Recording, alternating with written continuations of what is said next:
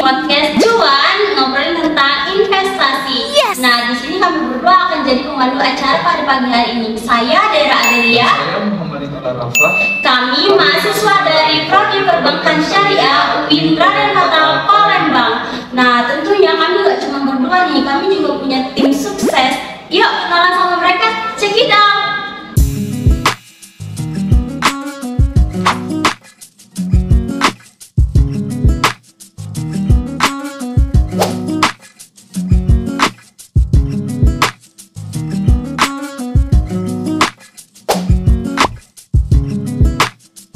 Balik lagi sama acara kita pada pagi hari ini. Kita udah ada kedatangan tamu spesial nih. Beliau ini adalah seorang mahasiswa menginspirasi dan berprestasi. Beliau adalah seorang presiden dari salah satu organisasi Fakultas Ekonomi dan Bisnis Islam di UIN Raden Fatah Palembang. Nah, beliau udah bergabung sama kita nih. Beliau adalah Kak Arif Jamisa, presiden dari Pakis. Pertama, baik, semoga tetap stay healthy ya kak, liburan karena polusi sekali. Lama-lama nih mau ucapin terima kasih banyak sama kakak udah mau bersedia meluangkan waktunya untuk datang ke acara podcast pada pagi hari ini membersamai kita dalam acara ya sharing. Pada pagi hari ini kita tuh punya tema tentang investasi nih kak. Jadi kan sebagai anak muda gitu kan, kalau ngomong masalah investasi saya rasa itu udah nggak asing gitu, sangat familiar di telinga masyarakat gitu kan.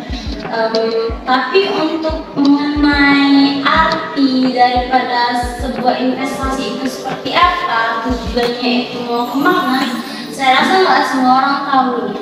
Jadi kakak sebagai seorang mahasiswa ekonomi, menurut kakak sendiri apa sih investasi itu?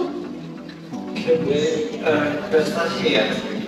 Investasi sendiri ya dalam pengertiannya itu adalah menyisihkan uang atau sejumlah uang di mana kita berharap itu uang tersebut itu kedepannya itu akan menghasilkan itu menguntungkan di kemudian hari.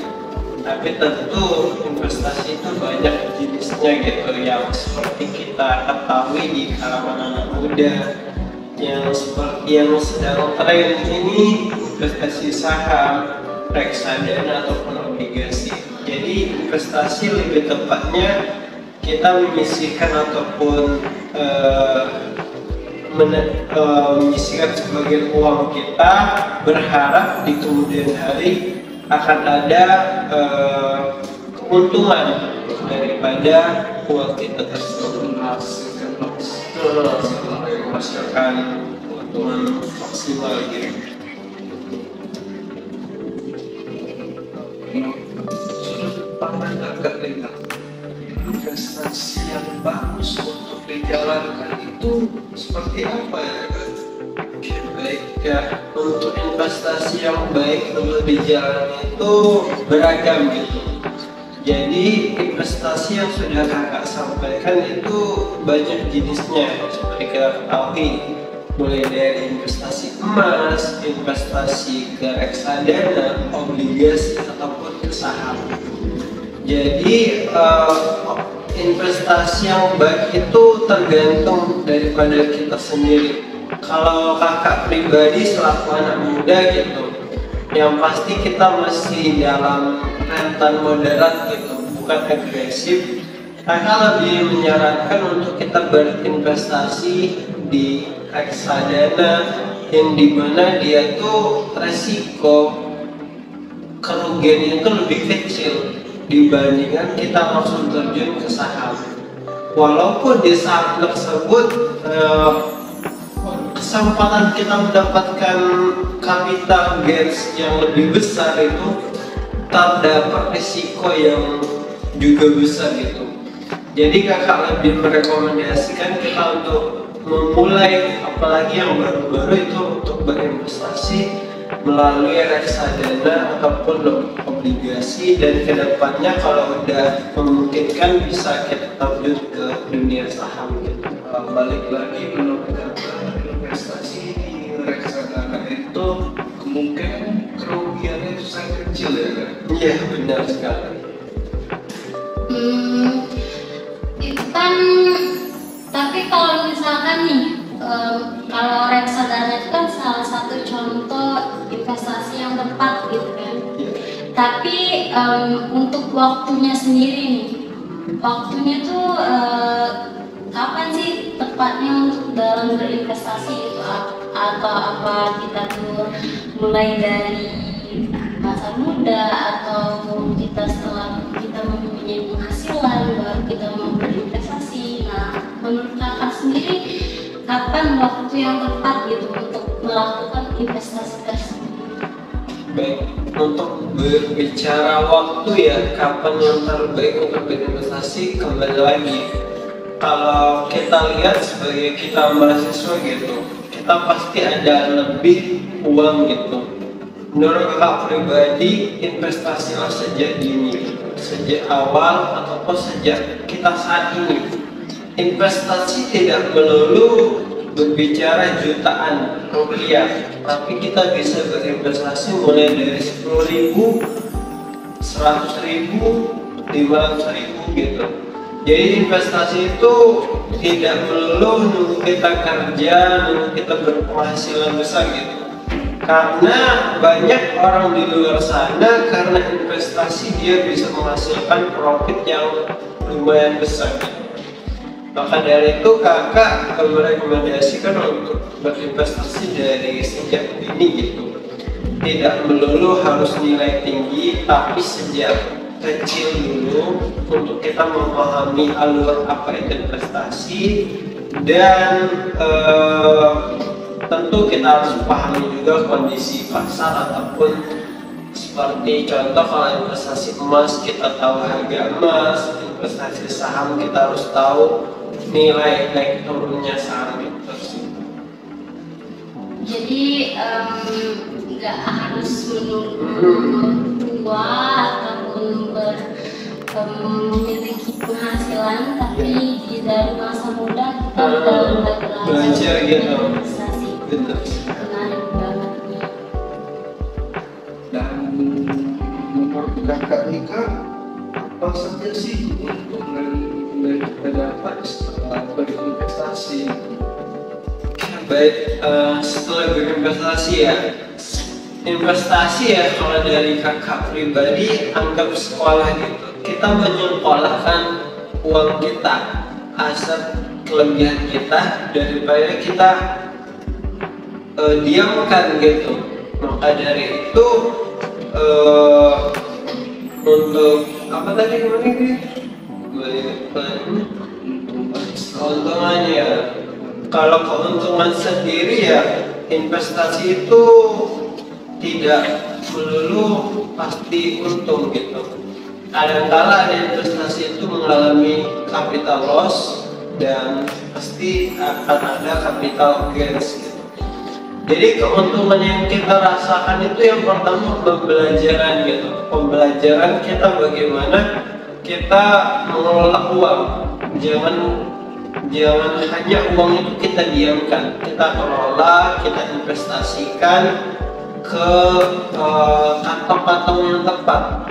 Dan kalau dari segi keuntungan gitu, keuntungan itu akan terasa kalau kita berinvestasi itu jangka panjang. Itu akan berasa 1 tahun, 5 tahun, bahkan 20 tahun gitu. Seperti kakak ambil contoh dari saham gitu ya.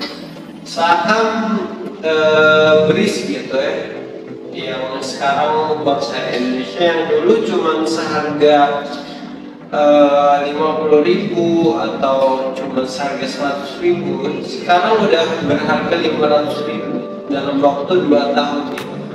Maka dari itu untuk investasi itu sendiri butuhkan waktu yang cukup lama gitu. Kecuali kalau kita bermainnya dengan investasi namanya trading gitu. ya investasi jangka pendek ataupun jangka menengah, itu kita akan mendapatkan profit yang lebih cepat. Tapi tentu kita harus tahu dulu ilmu dan metode-metode yang tepat dalam memilih investasi yang akan kita geluti.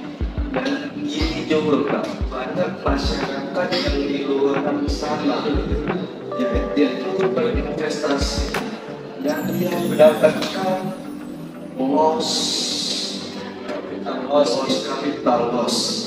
Nah, bagaimana cara untuk menyemangatinya dan untuk berinvestasi lagi gitu? Buat orang-orang yang sedang capital loss ya, kakak pribadi juga sempat ya berinvestasi ya, mulai dari Pale itu Info namanya, dari TLKM itu Telkomsel, dari BRIS Bank Syariah Indonesia, dan juga Pakuwon itu properti. Jadi capital loss itu tadi kembali ke teman-teman gitu.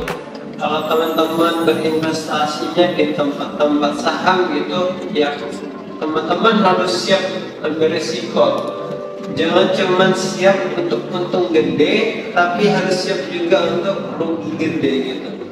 Tapi yang sebenarnya kerugian tuh nggak ada dalam artian kalau selama saham tersebut, lot tersebut tidak kita jual.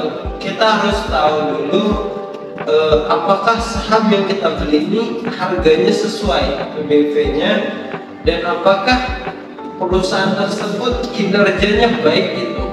Kalau kinerjanya baik, PBV-nya baik, rasionya baik gitu. Jadi secara waktu itu mungkin itu hanya sekedar fenomena. Mungkin kedepannya dia pasti akan kembali ke harga yang sesungguhnya gitu. Dia bakal naik sendiri gitu. Maka dari itu kakak menyarankan untuk teman-teman yang sedang capital loss ya untuk bersabar dan coba di riset kembali ya mengenai perusahaan ataupun saham yang kalian beli gitu.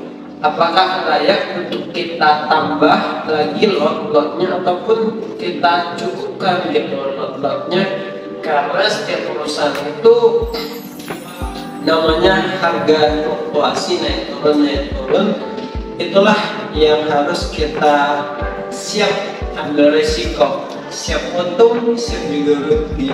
Suatu akhir ya, suatu akhir dari setiap permasalahan ini kan. Nah, kayak kata kakak tadi kan, kalau investasi itu kan bertujuan untuk masa depan, sebagai masa depan persiapannya nih.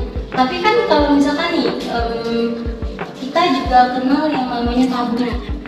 Nah, itu juga kan bertujuan untuk masa depan nih, untuk merencanakan keadaan masa depan kita nanti juga nih. Jadi kalau menurut kakak nih, apakah ada perbedaan antara investasi dengan tabungan gitu? Oke, baik. Nah, untuk dengan tabungan gitu ya, tabungan sama investasi itu dua hal yang hampir sama tapi berbeda gitu.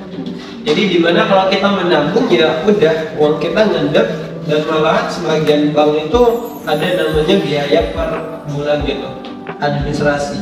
Dimana uang kita yang ada di bank gitu, yang hari ini mungkin 100 juta gitu, 1 tahun atau 2 tahun ke depan dia bakal berkurang gitu oleh adanya biaya dari bank tersebut.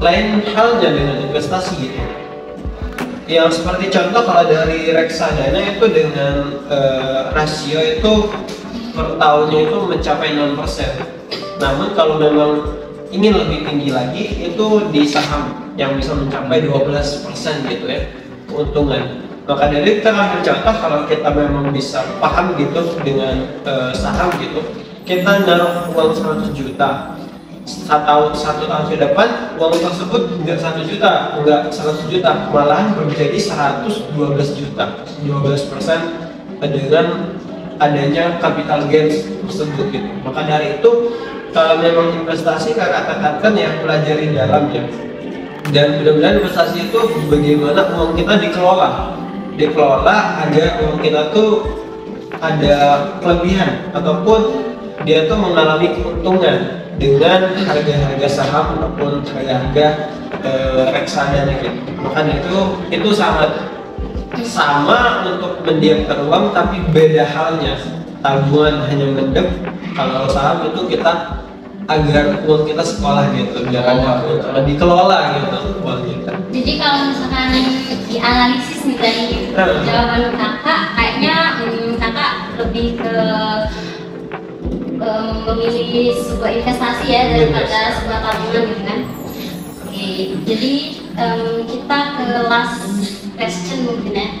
Jadi di sini kan kayak udah dilansir nih, udah banyak media berita gitu kan memberitakan tentang ekonomi. Nah, jadi di sini dilansir dari CNN Indonesia, pasar modal sekarang rata-rata 25% adalah seorang pelajar yang melakukan investasi. Tapi dengan pendapatan 13 triliun lebih. Nah, tapi dari 25% pelajar tersebut itu kayak langsung ambil tindakan join investasi aja tanpa mengerti macam-macam dari investasi, terus juga resiko yang akan diambil gitu kan. Kayak cuman oh di sini ada investasi nih, oke saya ikut join gitu tanpa mengenal apa sih kayak kakak tadi kan ada macam-macam investasi tuh kayak reksadana terus juga saham. Nah sedangkan mereka tuh belum mengerti tuh akan hal itu. Jadi saran dari kakak tuh gimana sih untuk agar kita tuh nggak cuma asal join, yang penting saya investasi tanpa harus tahu resiko-resikonya gitu. Kita lihat ya dari setiap tahun gitu, itu belum ada data dari IDX gitu bahwa untuk kaum milenial itu terus meningkat gitu, yang partisipasinya dalam dunia investasi gitu. Dan benar yang disampaikan bahwa banyak orang-orang tuh ikut-ikut tren. Jadi orang-orang beli saham ya kita beli saham, orang investasi kita investasi. Kebanyakan mereka ngikut-ikutin tren. Seperti contoh yang sedang hangat kemarin itu kayak Binomo, kayak Paytrade ya. Banyak investasi-investasi itu banyak di luar sana. Tapi jangan sampai kita salah untuk memahami investasi. Jangan mudah tergiur gitu. Tidak mungkin investasi itu menjamin dapat keuntungan 100% gitu. Itu nggak mungkin, sedangkan saham hanya memporsikan 12%, reksadana sebesar 6% gitu. Dan kakak lebih menyarankan untuk teman-teman udah bagus gitu sejak dini, sejak pelajar untuk belajar investasi. Namun teman-teman juga harus bisa berpikir rasional gitu, belajar positif bahwa kalau memang teman-teman ingin serius di investasi, yang serius juga dengan pembelajaran gitu. Jangan cuma sekedar beli-beli aja gitu. Sama halnya kayak kita beli pakaian ataupun beli minuman gitu, kita harus tahu manfaat atau kegunaannya gitu. Jangan cuma teori atau asal ikut-ikut orang beli sahamnya BBCA kita beli, orang beli Unilever kita beli. Tapi kita tidak tahu kondisi keuangan ataupun PB daripada saham tersebut baik atau enggak gitu. Kakak tentu tetap mendukung ya kaum milenial, anak-anak muda untuk berinvestasi sejak dini, tapi perlu dipahami juga ya, ilmu itu penting gitu. Banyak sekali ilmu yang harus kita pelajari dalam dunia investasi gitu. Karena investasi yang sesungguhnya itu sangatlah ribet ya menurut kakak. Tapi ya dilihat ya, kalau nggak berubah ya, tahun kemarin itu Warren Buffett ya, orang terkaya keempat atau kelima, orang Amerika gitu. Dia jadi orang terkaya tapi nggak ada usaha. Dia lebih mengutamakan investasi. Jadi kita bisa jadi orang terkaya tanpa bekerja gitu, dengan uang kita investasikan. Maka dari itu seriuslah dalam investasi. Usahakan uang yang kita pakai benar-benar uang apa ya?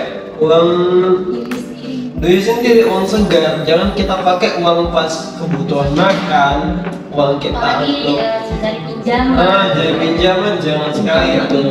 Bukannya untung malah buntung. Usahakan pakailah uang yang lebih gitu untuk berinvestasi. Insya Allah kalau niat bagus dan teknik kita investasi ya, seperti kalau dari saham itu teknik fundamental dan teknikal, dan kita harus tahu dulu paham kondisi pasar gitu.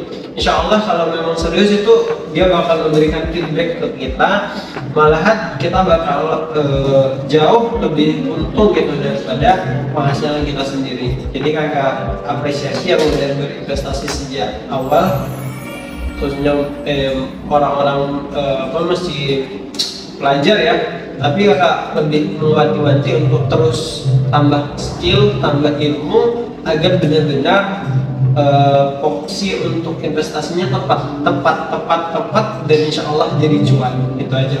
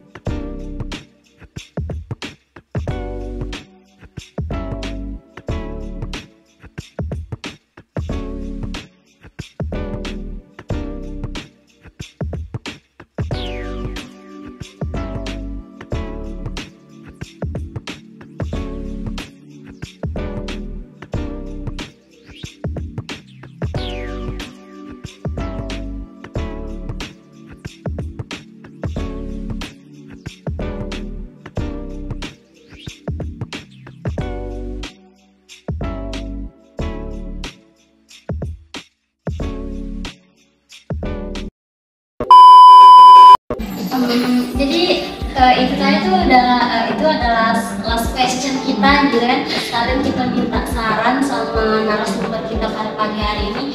Jadi sangat menginspirasi sekali. Sekali lagi kami ucapin terima kasih banyak sama Kak Arif yang udah bersedia meluangkan waktunya, seorang presiden organisasi yang mau bersama kita di acara pada pagi hari ini. Jadi kami ucapkan sangat terima kasih sekali. Jangan lupa untuk berinvestasi karena investasi itu adalah sebuah tabungan di masa depan. Terima kasih telah menonton podcast cuan kami. Semoga menginspirasi dan mengedukasi. Mulai investasi sejak dini, nggak perlu nunggu tua nanti. Jangan lupa like, comment, dan subscribe. See you the next video. Bye-bye. Podcast cuan pamit undur diri. Wassalamualaikum warahmatullahi wabarakatuh.